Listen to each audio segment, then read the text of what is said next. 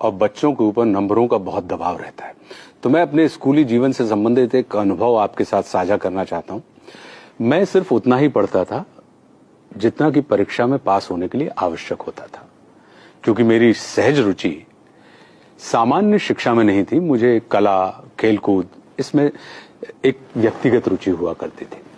तो मुझे स्कूल के द्वारा ये जो नंबर गेम होता था, मुझे रास नहीं आता था। और स्कूल को अपनी प्रतिष्ठा की चिंता थी। वो इस बारे में ध्यान नहीं देते थे कि विद्यार्थी के अंदर कितनी क्षमता है। तो एक दिन मैं गुस्से में आया और मैंने अपना बस्ता मां के सामने फेंक दिया।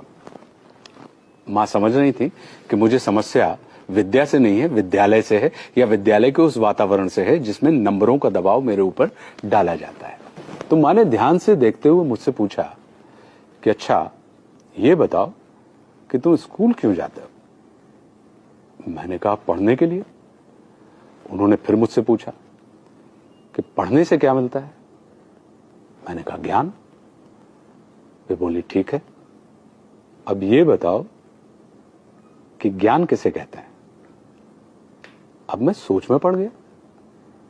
मुझे मौन और समझने की स्थिति में देखकर वे बोली कि ज्ञान हमें अड़ना भी सिखाता है और लड़ना भी सिखाता है। मैं चाहती हूं कि तुम अड़ना नहीं, लड़ना सीखो। लड़ना समझते हो? मैंने कहा, जी। मारना पीटना? उन्होंने मुझे ऐसे देखा जैसे वे मेरी आंखों के रास्ते मेरे हृदय में बैठकर मुझसे बात कर रही हो। बोली, नहीं, मारना पीटना और लड़ने में अंतर होता है। मारपीट में या तो तुम किसी को हराते हो या कोई तुमको हराता है, लेकिन लड़ने में किसी को हराने का नहीं, उसे जीतने का भाव होता है। अपनी कमजोरियों से लड़ना मतलब कमजोरियों को जीतना। परिस्थितियों से लड़ना यानी परिस्थितियों पर विजय प्राप्त करना। शंका से लड़ना यानी शंका को जीतकर उससे मुक्त हो जाना। संकल्प से लड़ना मतलब संकल्प को जीतकर उसे सिद्ध कर अपना सहयोगी बनाना।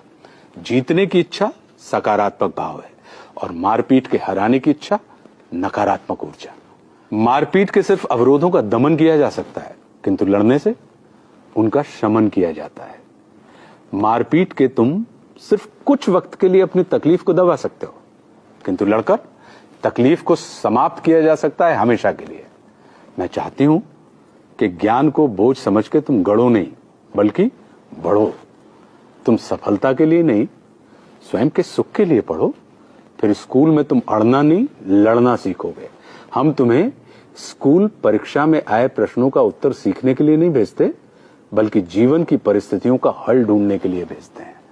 पढ़ाई बोझ बढ़ाने के लिए नहीं, बोझ हल्का करने के लिए होती है। आज उम्र के इस मोड़ पर खड़ा होकर सोचता हूं तो लगता है कि मां कितना सही थी। हम अपने बच्चों को स्कूल की परीक्षा में अव्वल आने के लिए उन पर दबाव डालते हैं। शायद इसलिए वे स्कूल में अव्वल आने के बाद भी जीवन भर फेल होने के एहसास से भरे रहते हैं। हमें अपने छोटे छोटे बच्चों से बड़ी बड़ी बातें करनी चाहिए, ताकि वे बड़े होकर छोटी छोटी बातें ना करें। क्योंकि छोटे बच्चों के मुंह से बड़ी बातें सुनना यदि हमें सुखद लगता है, तो बड़ों के मुंह से छोटी बातें सुनना कष्टकारी होता है।